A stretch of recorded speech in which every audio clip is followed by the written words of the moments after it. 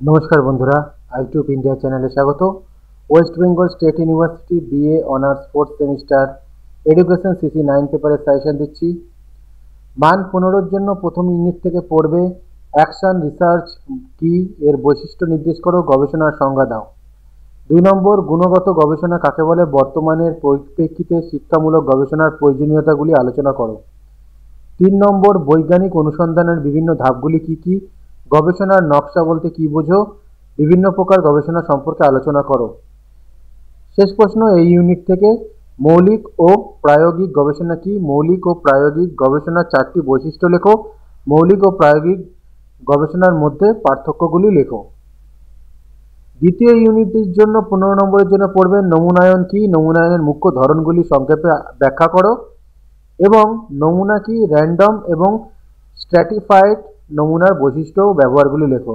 3 নম্বর unit থেকে পড়বে মূল্যায়নের সংজ্ঞা দাও, মূল্যায়নের পরিধি উল্লেখ করো, নামসূচক মাপনী এবং ক্রমসূচক মাপনীর মধ্যে পার্থক্য লেখো। 2 নম্বর প্রশ্ন, মূল্যায়নের সংজ্ঞা দাও, মূল্যায়নের নীতিগুলি কি কি, মূল্যায়নের সঙ্গে পরিমাপের পার্থক্য নির্দেশ করো।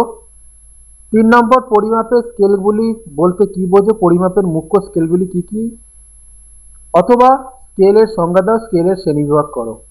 4 নম্বর, মনোভাব বলতে কি বোঝো, শিক্ষাক্ষেত্রের মনোভাবের অভিজ্ঞাগুলির গুরুত্ব উল্লেখ করো, লিকার্টের মনোভাব পরিমাপক অভিজ্ঞাটি আলোচনা করো।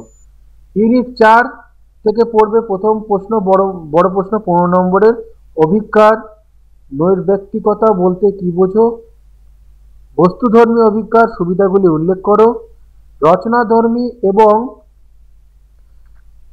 বস্তুধর্মী অভিজ্ঞার মধ্যে পার্থক্য উল্লেখ করো। 2 নম্বর, শিক্ষাক্ষেত্রে ব্যক্তিত্বের অভিজ্ঞার ব্যবহারগুলি উল্লেখ করো, অভিজ্ঞার নির্ভরযোগ্যতা পরিমাপের যে কোনো একটি পদ্ধতি আলোচনা করো, গবেষণার প্রকল্প কাকে বলে, তথ্যের বৈধতা কম হওয়ার মুখ্য কারণগুলি কি কি, রচনাধর্মী অভিজ্ঞার অসুবিধাগুলি আলোচনা করো। এই ইউনিট থেকে শেষ প্রশ্ন এবং শেষ 15 নম্বরের প্রশ্ন, মনোবৈজ্ঞানিক অভিজ্ঞা বলতে কি বোঝো, একটি ভালো মনোবৈজ্ঞানিক অভিজ্ঞার নির্ণায়কগুলি আলোচনা করো। 5 নম্বরের জন্য পড়বে একটি সু অভিজ্ঞার বৈশিষ্ট্যগুলি কি কি, অথবা সু অভিজ্ঞার শর্তাগুলি কি কি।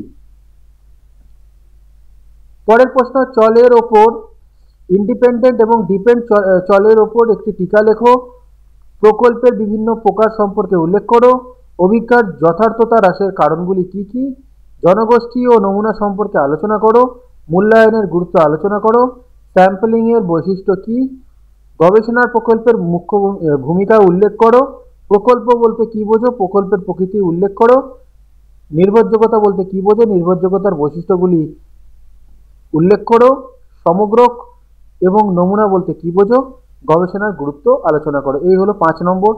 এমসিকিউ সাজেশন আমি পরে দিয়ে দেবো, চেষ্টা করব উত্তর সমেত আপলোড করার। এইগুলো থেকেই তোমরা প্রয়োজনীয় সকল কোশ্চেন কমন পেয়ে যাবে। ভিডিওটা ভালো লাগলে লাইক কমেন্ট শেয়ার করে দিও।